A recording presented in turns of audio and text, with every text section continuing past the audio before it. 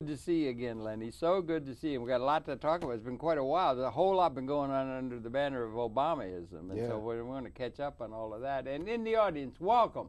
Welcome very much to conversation. A stalwart member of our batter up, our slugger row of regular guests over the long haul, that being Lenni Brenner, intellectual extraordinaire, writer on many subjects of great import to the human condition and the larger affairs, and always dependable. If it's Lenni Brenner, it's got to be good. And Lenny, welcome very much to conversation. All right. Wanted to start off talking. I know you got a lot of things. Mr. Obama. Yeah. This is now May 28th of the year 2009. Lots been going on after the first 100 days and so forth. How do you size him up? And then we want to talk about some specifics that you have in mind. What do you think? Well, what is most interesting about Obama is the unanimity of all the serious observers about him as sort of like a wheeler and dealer and jiver and conniver. In other words, when he was running for president, all the journalists asked him, like, what's your position on this and what's your position on that, etc. And it got into double talk very quickly. He changed his position on this, that, and the other thing. Now, this is the guy who was going to close down Guantanamo, and now he's talking about even the possibility of preventative detention. In other words, holding somebody who's neither a prisoner of war and under international rules or a prisoner under federal constitutional law. May I suggest one thing? It's interesting. Isn't it the case that when people are running for office, they say one thing, and then when they get in office, that usually is moderated considerably? That is the case. That is the case with wheelers and dealers and jivers. Aren't and all politicians necessarily? No. In a certain sense, you're using strong language, but there are people who can be wheeling and dealing, whether it's something in the legal. I mean, they're not philosophers in an ivory tower. Let me put it this way. American intellectuals, and I Yeah. accuse you, sir. Jay accused. Okay. Yeah. All right. Have gotten used to voting for somebody as a lesser evil. I know that's your book. All right? And then the next thing you know, the guy's allowed to say and do anything, all because he's one whole inch better than Bush or whoever the Republicans are going to run. Right. So what it comes down to is if Bush killed 1,000 people, intellectuals like yourself vote for Obama on the grounds that he's only going to kill 999. Or you don't have any other choice. That's well, the but point. wait a minute. Now, my attitude is that if you keep doing that, then you're going to have 999 dead ad infinitum. I mean, this is a guy who was talking about getting out of Iraq. And now, well, you know, when we get out, I only meant get out of Baghdad, and of course we got to train 20,000 them. 20,000 up to Afghanistan. Yeah, and then he's increasing the horde to Afghanistan, where, now look, I give credit to the New York Times. The New York Times has run innumerable articles by now on the corruption of the Karzai government, all right? Everybody started out, the Taliban is smuggling dope, turning heroin into opium and smuggling it out. But now it turns out maybe it's Karzai's brother that did that, you know? Okay? So in other words, now let me put it this way. After the Vietnam War, the guys at Fort Leavenworth Military College, which is really where you go to train to become a general, not West Point. West Point, you graduate. Is that what they call the War College? That's the War College. Yeah, right. All right? Yeah. They said they did something I give them full credit for. Yeah. They said, guys, we're professional soldiers. If we can't explain why we lost the Vietnam War, the biggest army and strongest army in the world, we lost the war. We did, then we ain't professional soldiers. Okay? So let's figure it out. Okay. And they figured it out, not you and me. So listen. They figured out that they couldn't have won the war no matter which way, because they had ignored what they had learned in West Point, because they had all studied von Clausewitz's book on war, Von Krieg, and his famous line, it's probably the most quoted line outside of the Bible in the history of the world, war is nothing but the continuation of politics by other means. Yeah, right. And they, the War College, figured out that America couldn't have won the war because they took over the old French colonial puppet regime. After Dien Bien Phu. I'm saying. And the result was that as far as the Vietnamese were concerned, no matter how strong they were the foreign colonials, and they could not have won the war because you have to win, at the end of the day, the hearts and minds of the people. Yeah, that's not a universal. Well, now, wait a minute. That's not a universal thing. Wait a minute. Wait a minute. Okay. That's what they said. I know. Okay? Yeah. Now, if you, I mean, let's not argue about what they said. That's what they said. Okay? Now, if you apply the same thing to Afghanistan, what's the politics of the American intervention? I remind you of a simple fact, a great truth here. It was the party of Obama, and maybe the party of China, the Democratic Party, that started arming the Islamic fundamentalists against the Soviet, pro-Soviet regime in July 1979. If the party of Obama hadn't armed the Islamic fundamentalists, they wouldn't have been there in 2001 and 9/11, all right? What the party of Obama did, the Democratic Party, was they were looking for a commie basher. Of course. All right? Yeah. So they picked the Islamic fundamentalists and they bashed the commies. Only the problem with commie bashers, and the best commie basher, the most famous commie basher, was a fellow named Adolf Hitler. Remember, the German capitalists, they weren't looking to kill any Jews. Hey, what for?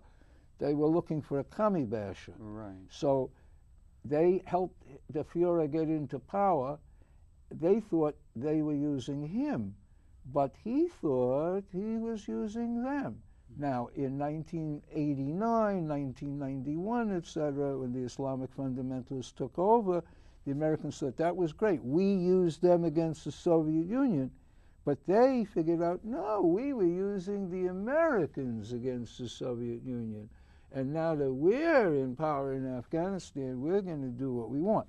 And then when the Americans moved into Kuwait in 1991 and into Saudi Arabia, you know, put more troops into Saudi Arabia. All right, that's when Al-Qaeda decided, you know, bin Laden decided, okay, now I go after the United States. Now, so it's the government of the United States that put the Islamic fundamentalist troops into power in Afghanistan. And right now, the guy that they gave the most money to, Jimmy Carter, wonderful Jimmy, and Ronald Reagan, is a guy named Hekmayatar.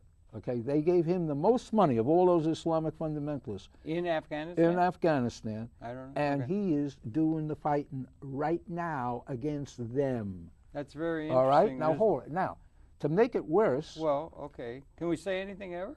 Bin Laden, can you get to a period? Bin Laden came in from Saudi Arabia. Yeah. Guess what president of the United States is about to go to Saudi Arabia? It's a fellow named Saddam Hussein Obama is on his way to Egypt, a puppet of the Americans, in the pay of the Americans, etc. And he goes to Saudi Arabia because he wants them as an ally against Iran. Okay. Okay. Only Saudi Arabia is the most undemocratic regime on the planet Earth. All right. Male chauvinism is written into every law. All right.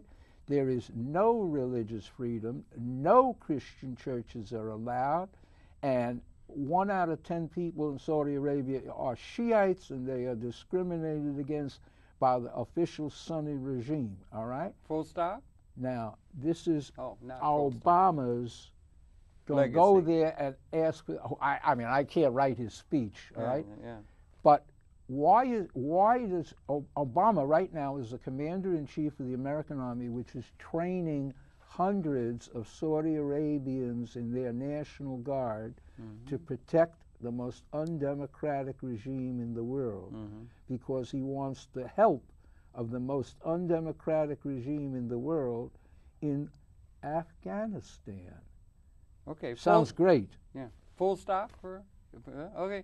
Yeah, well, I mean, the thing, Dien Bien Phu and the thing of Vietnam, and that. I wonder, have you seen Charlie Wilson's War, the movie? No, but remember, it's really good. He was a Democrat doing all that. Committing all that crime. I suggest you want to see it. Oh, I intend to. It's a really good movie, and it really is well done, and it shows that you know, the way the Congress works, for one thing.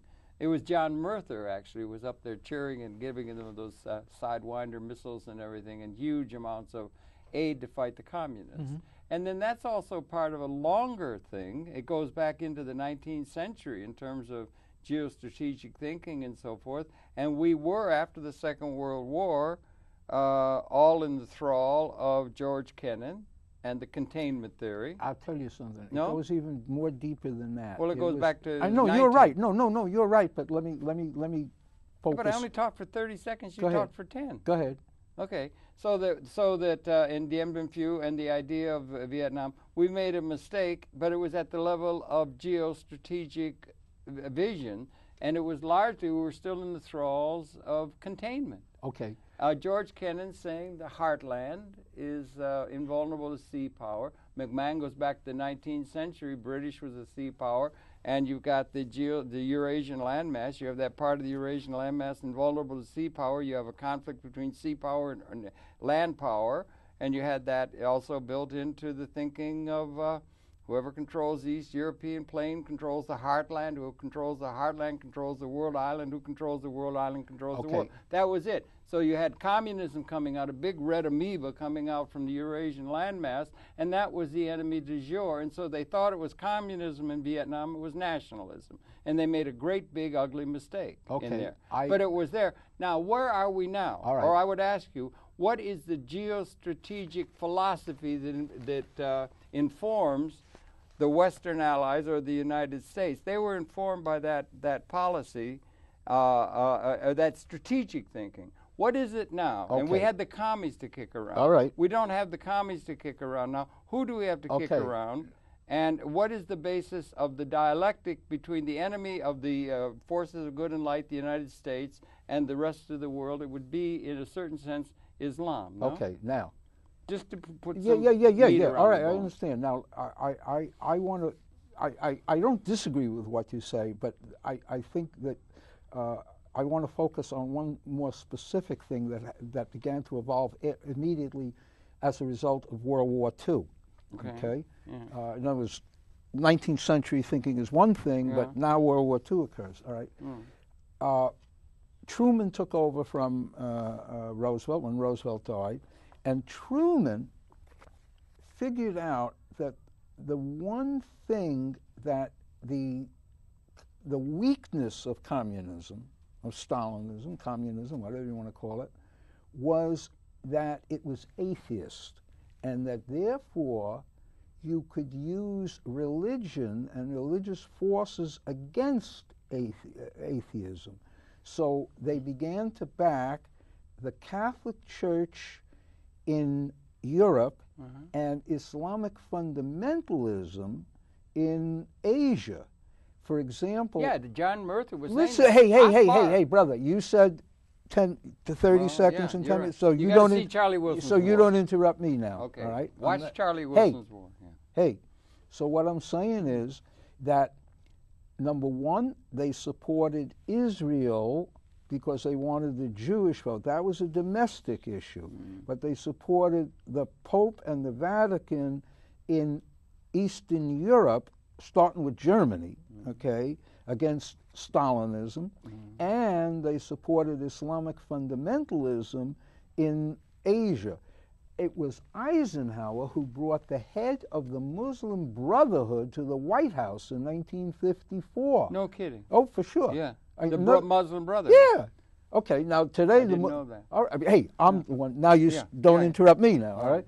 What I'm saying is that was a conscious policy, all right? So they began to build up Saudi Arabia and Islamic fundamentalism as an anti-Stalinist weapon, all right? Now, the same guy, when Carter started arming the Islamic fundamentalists, and he started on July 3rd, 1979, before the Soviet invasion of Afghanistan, all right, he did it. Two people were helping him: Zbigniew Brzezinski, okay, and Madeleine Albright. Both of them refugees from Stalinist Eastern Europe, okay? Yeah. And they were doing exactly, they didn't realize it, but now we understand exactly what the German capitalists were doing in 1929-33.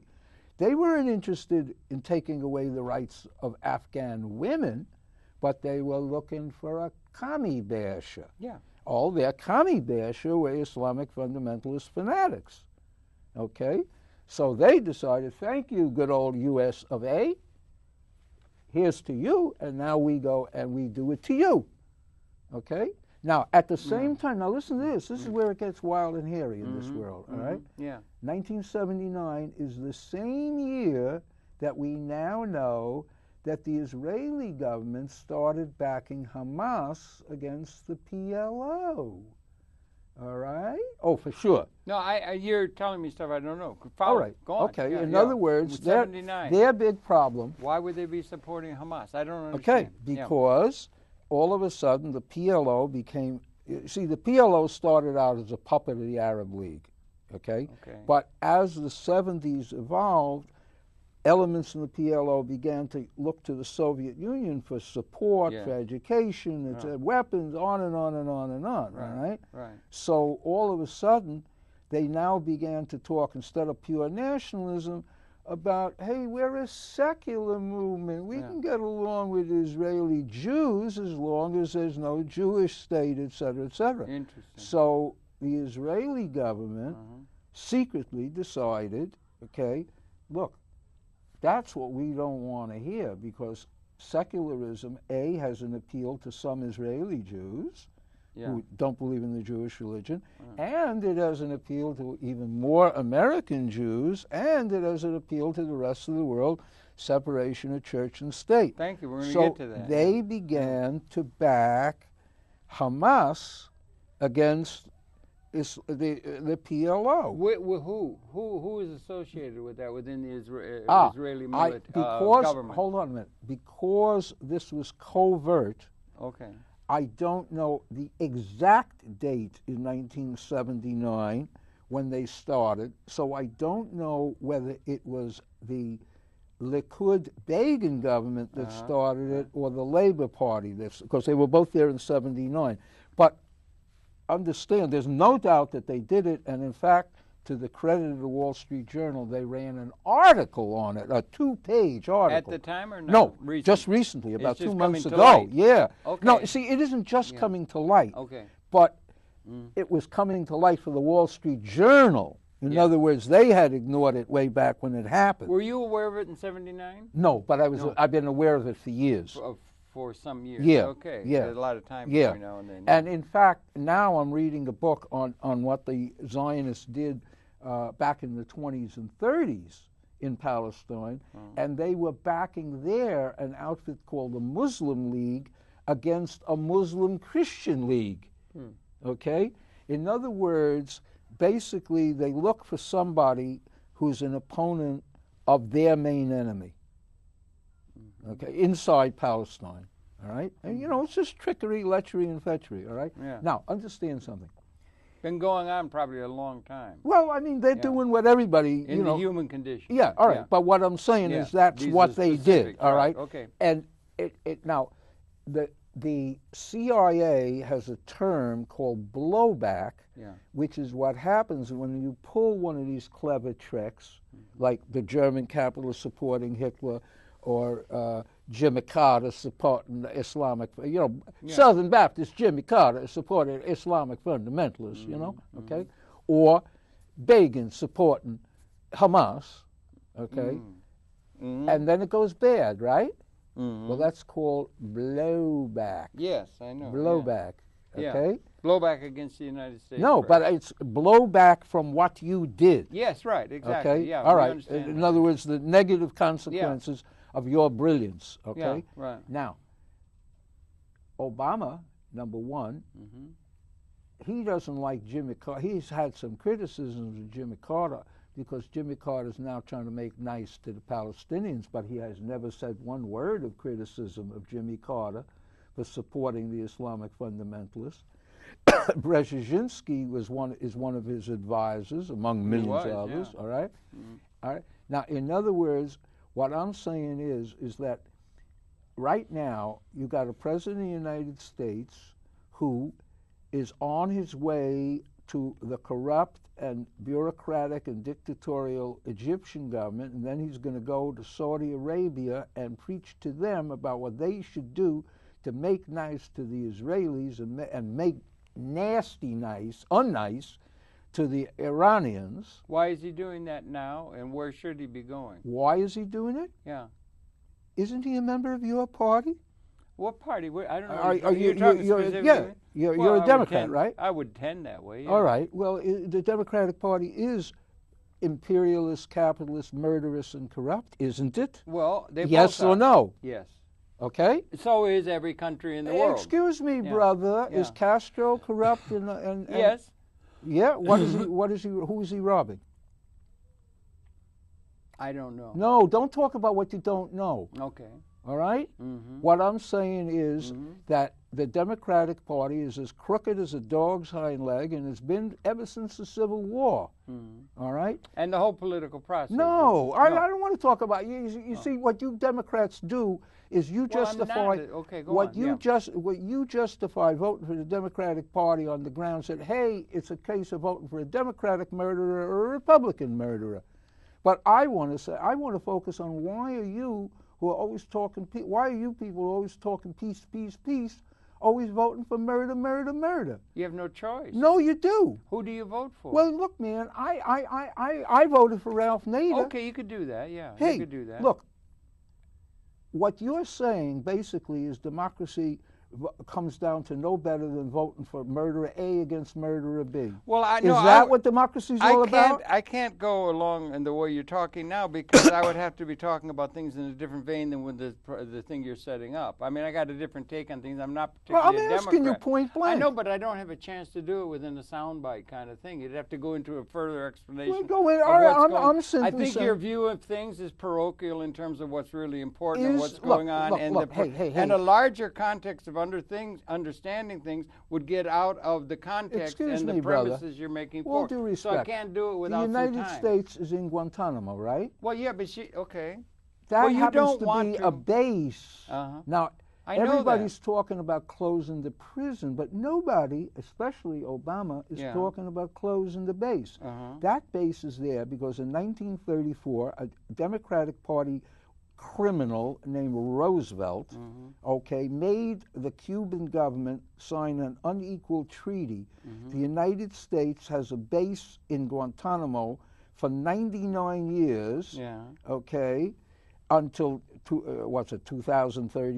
2133, something like that. But at any rate, Cuba cannot tell the United States, hike on out of here. Now, we have bases in Germany, we have bases in Britain, I etc. think we have bases sizable. Wait a minute. Well, hey. Okay, We you have keep those bases. ranting on, those rant, bases. till you get to a full those stop. bases. Okay. Britain can tell the United States leave, and the United States must leave. Okay. The United States, if Castro tells Obama leave, the United States says go to hell. We got a treaty with you. Okay. That the Guantanamo is the American Gibraltar. Is Britain an empire? It still is, and we know that it is because it has a piece of territory in Spain. All right? And that the Spanish cannot say, get the hell on out of here. So you do come to a full stop ever? Go. Well, okay, but not Defend your murderous party. Well, okay. First of all, I'm not a Democrat. I'm not defending a murderous party. I think you're very parochial in the straw man kind of view of things that you're setting up, and it's understandable. There's a lot of it going on. I don't think it's very well informed. I don't think you're talking about things in What anything. facts am I wrong on? Well, I'm not talking about facts, ma'am. You got a lot of facts you're going to line up, and you're going to line it up and everything, but I don't think you're talking about things in a context that is really, in my way of thinking, for whatever it's worth, comprehensive. I don't think you're thinking about Is the United States imperialist or not? Well, yes or no? Well, you see, you want that. I'm asking you. Have you ever been an imperialist? Mr. McCarthy would have you say, well, you cut it out. You're talking in such a narrow political context. You got it. It's a yes or no. And I'm not political. Brother, I'm you not are. in the Come context on. that you're political. Come on. Well, you spoke for 30 minutes. I got a couple of minutes to say something, and then you go on with your rant. Go ahead. If you want to rant. Rant But if you away. want me to talk, I can talk. Democrat, but I can't talk rant. and just accept all your premises because I think you're very narrow. But then I think that of almost everybody. I don't think there's anybody talking about things in a comprehensive context. I mean, I understand geopolitics. I understand the chicanery. I understand all those things. Those are common understandings. There's some nuance to it, and this guy's bad. This guy, I don't know where the good is. I don't know. You think Castro's good or something? I don't know, but it's all bad. History, including this moment, is a nightmare of injustice from which we're attempting to awaken. I'm interested in awakening from the nightmare of injustice order of the human condition. No, you're not. I am. Don't tell me what I am. Did you vote for Obama? Of course. What else? Yes, I did. All right. I voted for Obama. Did you I know was happy that he to was see a him criminal win. when you voted for him? Well, yes or no? Well, you have to live in the world, okay? Now, Did you know you're he gonna was wanna a make criminal? The point that he's I a ask criminal. again. Well, okay. When you see, voted for him, did it's you the vote for dilemma a criminal? Yes, you're right. Now you're going to make the Okay. point. Now, you don't let me make a context. You know, you make your own Make your context. That everybody's corrupt. I guess I don't know where the good guys are. Am I corrupt? I don't know. I don't want to say. I don't think so. I think you're an intellectual. You're just narrow, in my view of things. I don't think you're thinking about things in a comprehensive. That's my take. I don't think about things particularly. But you're not Why quarreling is with my everything facts. political? You're not Why arguing with my facts. No, you can lay up facts, but it's not relevant intellectually. Facts are stubborn things. Well, okay. I don't. All right. That's what. But I can't make the point if you're just trying to do it, laying out a whole bunch of premises. Let me go on to Obama for something else. Yeah, there's today's no. paper. Listen, let me finish. You talked for so much, Lenny. I've had hardly a chance to say anything. I don't even want to bother to try and talk to it because I'm in a completely different context than you. So you're setting up a bunch of things. I'll be interested to have you give you a chance to illuminate this critique of the current situation and everything. But I won't try to address it in an intellectual way, okay? But I I'll don't just know let what you you're rant. talking about. All okay, right. no, go now, ahead and talk. Today's New York Talk Times. and lay out a bunch more Today's things New about York how terrible Times. Obama Now, is. here's just a fact. I mean, this is from the New York Times today. Okay. This is May 28th, New York Times. The White House also announced that it planned to nominate Miguel Diaz, an associate professor of theology at the College of St. Benedict and St. John's University at Collegeville, Minnesota, as the envoy to the Vatican. Okay. Now, the Vatican right now is Pope Benedict XVI. That's right. All right. And as you know, he was just over in Israel and Palestine and all that, talking about what they should do, etc. Yeah. This is a picture of Pope Benedict XVI back in the good old days. Wait a minute, let me hold it up. Let me hold it up for you. All right. Hold it here. This camera. This is the Pope. He was in the 19th. Hey, let me tell it. Okay, I won't say anything. Why don't you just try talk? that. Just Try talk. that. Not Just say talk. anything. Just talk. This and you're is gonna the set your Pope thing back out. in the good But old days when the he thing. was in the Hitler Jugend, ja, from 14 to 16, and then he was in the Wehrmacht, okay? Mm-hmm. Now, the Wehrmacht, as we know, fell apart. He actually wound up as an American prisoner of war. Now, I don't know for how many days, whether they had him behind barbed wire, etc. But, you know, he was in the German army, and everybody ultimately you surrender to the victors, you know? So we got he's the first German Pope, he's the first ex-Nazi Pope, and he's the first ex-American prisoner of war Pope. Outside that, he's great. Hey, Is he a Mason? Is he a Mason? I mean, if you'd have told me, Lenny, you know, when I was a little kid, you know, and I grew up in a lot of Catholics around me, if you'd have told me that you wait and you'll see, there's going to be a Hitler Jugend, in the Vatican, all right? Now, they had a big fight when they were over there, when the Pope went over there to Israel, okay? And understand, this is the Pope, the Vatican that the Americans backed after World War II against the commies.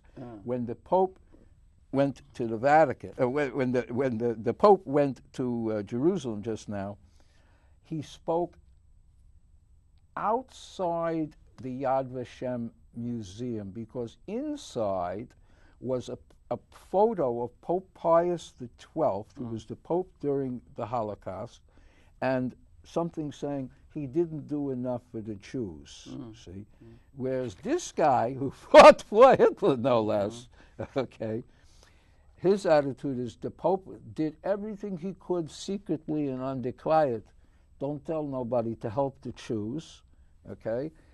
And the whole wing of the Catholic Church is actually debating now, trying to prove that Pope Pius XII was a saint. Yeah, there's okay? movement of hope. Oh, yeah, okay. There's only one thing wrong with that. One or two things, maybe 3 or 4 things wrong with that, okay? Pius XII is named Eugenio Pacelli. I didn't know well, that. I mean, take my word for it, okay? And he, Pacelli, was the Secretary of State of the Vatican. Before he was Pope, he was like the foreign minister, like our Secretary of State is a foreign minister.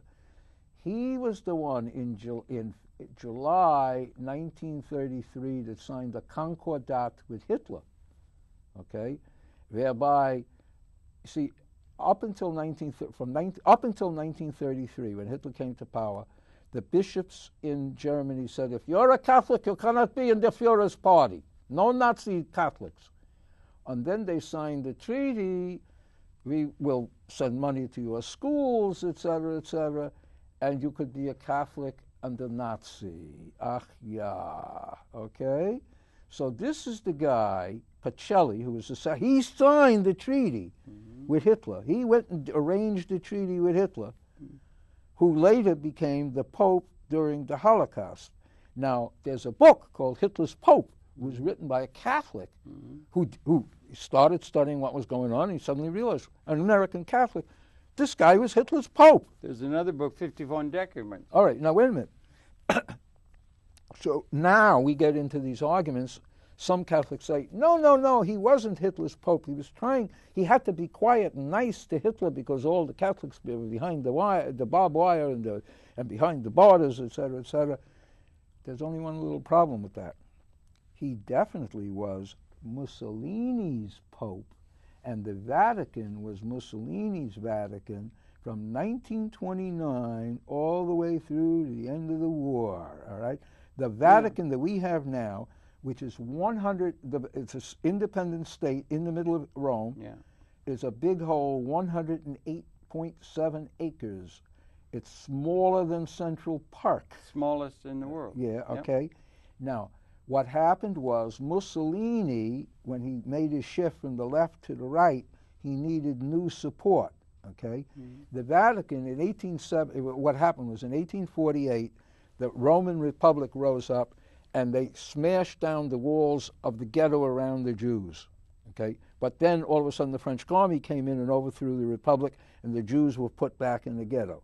In 1870, the French had to leave because the Germans were coming through. The King of Italy, of Sardinia, marched his army into Rome and took over Rome. And to stuff it up the nose of the Pope, he appointed a Jewish general to lead the Italian army into Rome to get rid of the Pope. So the Pope went into the Vatican and never stepped foot outdoors again. I'm the prisoner of the Vatican. And it took years before Catholics were even allowed to vote. You know, the Pope said you could vote in Italian elections. Then Mussolini came along and said, look, we do a deal. And what he did was a little deal whereby he declared the Vatican as a state. I pay you a little money for some of the other property that Italy took off you. And now the Roman Catholic Church became the official religion of Mussolini's Italy, okay? And then in 1935, Mussolini's Italy invaded Ethiopia. Now, whether or not the Vatican was Hitler's Pope, it sure was Mussolini's Pope because nobody has found one word of criticism from the Vatican or the Catholic Church in Italy while Mussolini was using poison gas against the Abyssinians. Abyssinians, and then And in Libya. oh yeah, that was earlier, but that wasn't. I don't know if that was Mussolini, but that was 22. That was fascism. All right, okay, better, worse yet. Now, but that gets even wilder than that. In 1935, the Vatican was pro-Mussolini, and so was the Zionist revisionist party that is now the party of Netanyahu, the Prime Minister of Israel. Yeah, Jabotinsky. Yes, Netanyahu's father was Vladimir Jabotinsky's secretary at a time when the Zionist revisionists had 135 cadets at Mussolini's Naval Academy, and at least 30 of them joined the Italian Fascist Party's student organization. In other words, they weren't pro-fascist, they were fascists. They joined the Italian Fascist Party's youth organization, all right? And they marched in victory parades while Mussolini was beating the Ethiopians, all right? And one of their leaders said that, look, it was a victory of the white race over the black race, okay? So what we just had 3 weeks ago was Mussolini's Catholic state going over to Mussolini's Jewish state, and they were all talking about the terrible things that Hitler was doing, okay, and not talking about the terrible things that they were both fans, let's put it that way, of Benito, okay? Now, how is all this wrapped up, and how do we bring it up? We got about 20 minutes left. Yeah. And you're on a roll. So how does this wrap up and relate to Obama and where we are now in 2008? Right now. What does it all mean in terms wonderful. of a pattern? Thank you for asking. Well, there's no point in me trying to get a word in. You present your pattern. Thank we'll you do it for on another occasion. Presenting a perfect question, because it's a perfect question, all right?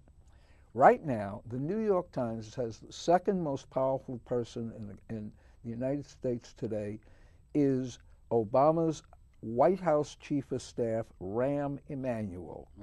Rahm Emanuel's father was in the Irgun, which was the guerrilla group, the terrorist group, whatever you want to call it, of the Zionist revisionists. Jabotinsky. Yeah, so in other words, right now, sitting right next to Obama, okay? Or in other words, the New York Times, they weren't being facetious. That was his first appointment, I think. I'm telling you. I mean, in other words, Rahm Emanuel the Times called him the second most powerful person in America. Yeah, right. I mean, never mind the vice president. You get my point? Yes, you know? From the moment he did it, yeah. Rahm comes out of the Zionist revisionist pro-Mussolini camp. Is that Likud or not? Yeah. It is Likud. Likud. Okay. Likud is a descendant. Lieberman who's coming Likud, all right. Yeah. Lieberman comes out of a thing called Yisrael Betanu, also coming out of the Zionist revisionist camp. In other words, they've had, let me put it this way. It's all coming off Jabotinsky? Yes. Okay. Right. I was just going to scroll it back so they could follow me. People could follow us. Yeah. In other words, Jabotinsky set up an organization called the Zionist Revisionists. Right. Their terrorist group was called Irgun, and in the 40s, when Israel was created, they set up a political party called Herut. Okay. All right. What about Stern Gang? The Stern Gang was a split off from the Irgun. Okay. Okay. It rejoined. They were even more. They were pro Mussolini, and when Mussolini broke with the Zionists, they continued to be pro-fascist, and they went off and supported Hitler in World War II. This is Jews. Okay, this is Zionists supporting Hitler. Okay, I knew some of them. Well, look, I do too. All right, but what I'm getting at is that this fascist camp, okay, all right. I mean, in other words, Jabotinsky started out, I'm not a fascist.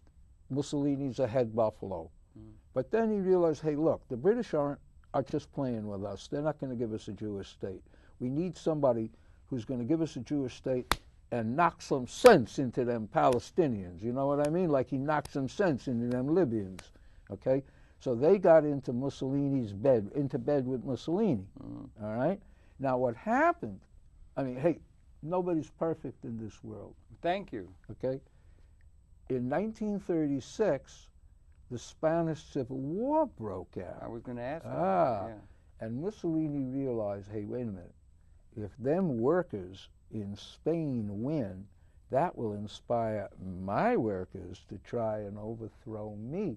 So I got to crush them guys over there in Spain. But I ain't strong enough to do it on my own.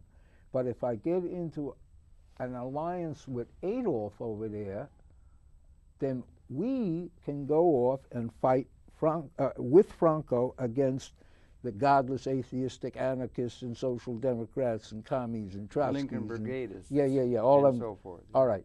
So all of a sudden, it became an alliance of, are you ready for this? Mussolini, Hitler, and Pope Pius XI, whose Secretary of State, Pacelli, became Pope Pius XII. Yeah, all right? In other words, all right? Okay. Yeah, now you're getting the chronology. I mean, that's just fact. Okay, now wait a minute. We got 10 minutes left. At this moment, at that moment, 1936, okay, when Mussolini allied himself to Hitler to fight in Spain, Mussolini realized, look, you can't be Hitler's ally and have Jews in your political party, and you can't be Hitler's ally and have Jews at your naval academy. So he broke with the Zionists, okay, and he put in all the racial laws against Jews in Italy. Up until that time, he was friendly to Jews. If you can't go to school in Poland because you're a Jew, you come here to Italy and we'll send you to school here and all that. But once he made the deal with Hitler, he had to drop all that. So, in other words, in 1935, the Vatican and the Zionist revisionists were on the same side, cheering for Mussolini in Ethiopia. It's all interesting. What about Obama and 2008? Obama is picking, just about to send an ambassador to the Vatican. But the United States didn't have an ambassador to the Vatican in the 30s. It had, in 1940, Roosevelt picked a personal representative. In other words, not a representative of the United States, a representative of Roosevelt to go to the Vatican. And that was the situation until Ronnie Reagan came along, and he sent an ambassador, not a personal representative. In other words, your ambassador, you and I are the United States, our ambassador. We have, and now he's going to send this guy, you know, a new ambassador representing Harold Channer and Lenni Brenner. I'm trying to follow. I don't understand. Obama. Yeah, Obama is going to send an ambassador to the Vatican. To the Vatican. Okay. Newly so nobody's done that. Yeah. No. They've done it before, but the last ambassador resigned when Bush resigned. And he's going to Egypt and he's going to Saudi Arabia. Yeah. Now hold on. And all right. Now let me wrap it up. Yeah. Let me wrap it up. When Reagan picked an official ambassador, all the newspapers, starting with the New York Times, said, "Hey, this is just to get the Catholic vote." All right? Now, everybody knew what the hell is if you're going to send an ambassador to the Vatican, why don't you send an ambassador to Scientologists? You know what I'm saying? Yeah, this is just nothing but trying to hustle some Catholic votes. Now, wait a minute. Now, all right. But now that Obama is about to send an ambassador, because he don't have to. Okay, well. Nobody, the New York Times isn't talking about it. What does it signify? In other words, Obama is just another Democrat demagogue tricking the Catholic masses by sending another ambassador over there, and he's a demagogue. He's going to go over to Saudi Arabia and tell them we want you as our ally against them wicked guys over there in Iran, and we're going to give the Palestinians a whole inch of Palestine if you make nice to us. Okay, now this guy So you object to his Middle East stance? I object to his pandering to the Catholic Church. Pandering to the Catholic Church. I object to his pandering to Muslim, to the Zionists. In other words, what the Democratic Party is I'll put it to you very simple. You call it the lesser evil. I'll put it to you. I rise to the defense of the Democrats. Yeah. Not all Democrats are imperialist murderers. Some of them, like Blagojevich, are so busy stealing that they don't have the time to go out there and murder. Is there good and anywhere? Not all the murderers steal. Is there good anywhere? Is there you good mentioned anywhere? You came up with Castro. That was interesting. Chavez, maybe, or where is the force? All right, or Ralph Nader. Ralph Nader's got integrity. Well, look, you know what I'm saying? Yeah. And you asked did you get the line? And you asked history me. Is a nightmare of chicanery and double dealing. I give you the answer. Yeah, you know what I mean. The answer is that I would say that the snot in Castro's left nostril is worth all the Democrats in the Congress of the United States. Okay, what puts him in that position because in your thinking? Why? What is there I'll about tell you that? why. Yeah, it'd be worth It's not talking. that he's perfect. I disagree with him on any number of issues. Right. But he was the one that beat the South African army at Kuntakanavale in Angola, in Namibia. Yeah.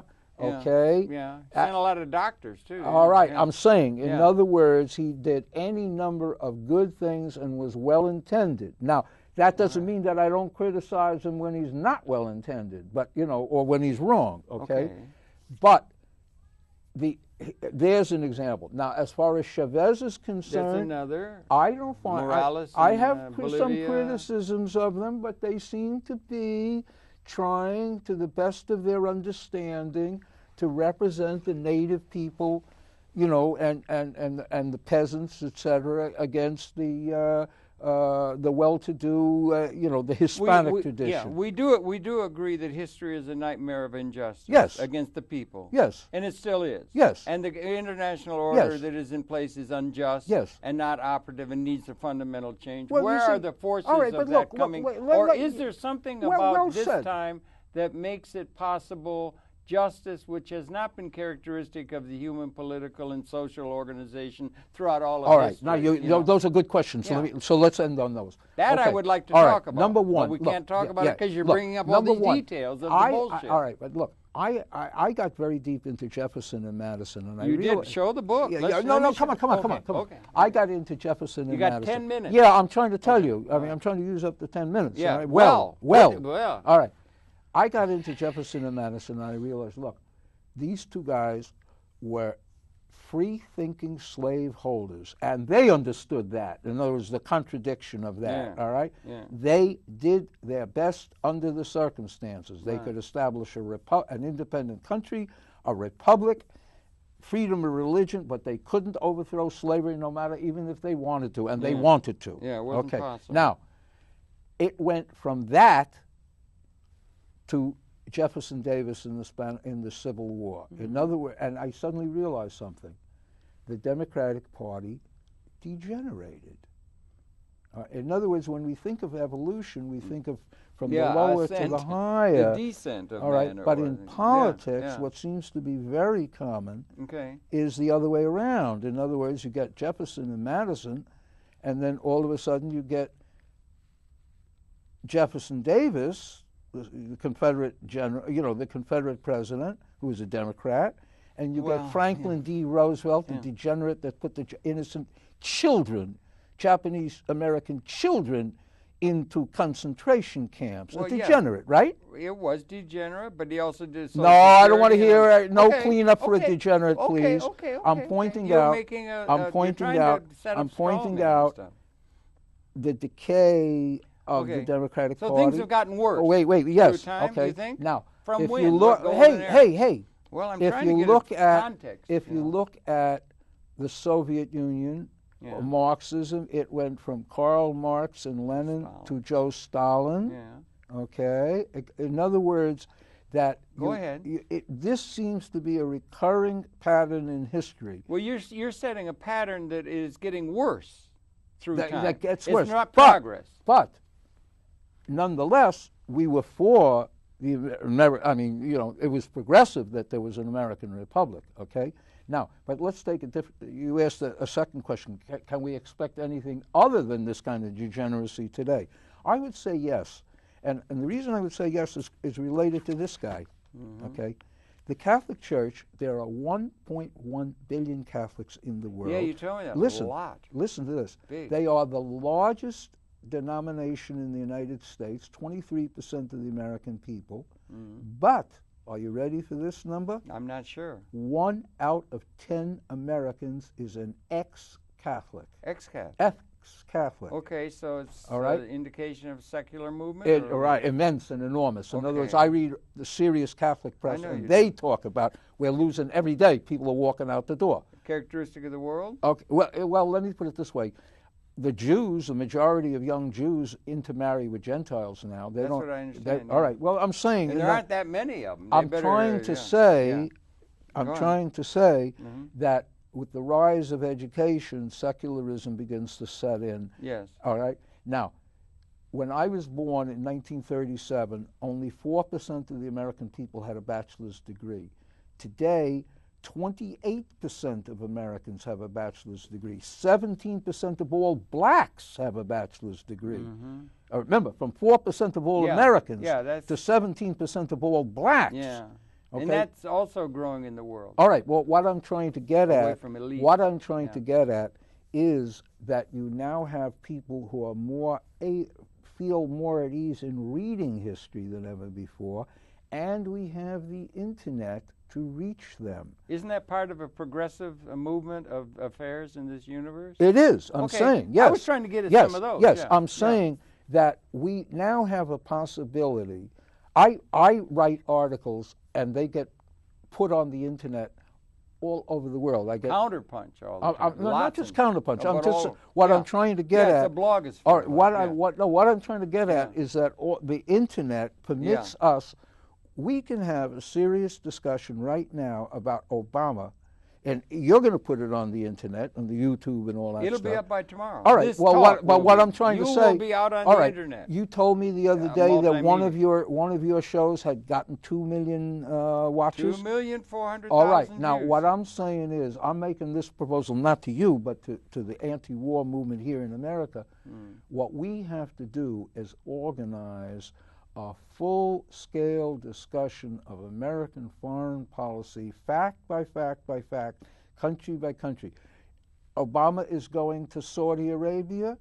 Well, let's do a thing on the internet, a factual history, a timetable, how the United States got involved in Saudi Arabia, what it's doing now, and just the facts, ma'am. You know what I mean? Just straight facts. We got about 3 minutes. All right. Left what I'm before. saying Can is I get this. any time at all? Let me just finish on this, and then you can go on. Give me 1 what minute. I'm saying, what I'm saying is this: if you do a history, a timeline of American foreign policy, country by country, Saudi Arabia, Lebanon, Israel, Palestine, Iraq, Afghanistan, Pakistan, ain't nobody gonna walk away. There ain't no two ways of looking at it. It's the history of American imperialism in the Middle East. You're on. Well, okay, but that's such a small context in a certain sense. I think it's far more significant that we are in a universe and that Homo sapien appeared 200,000 years ago.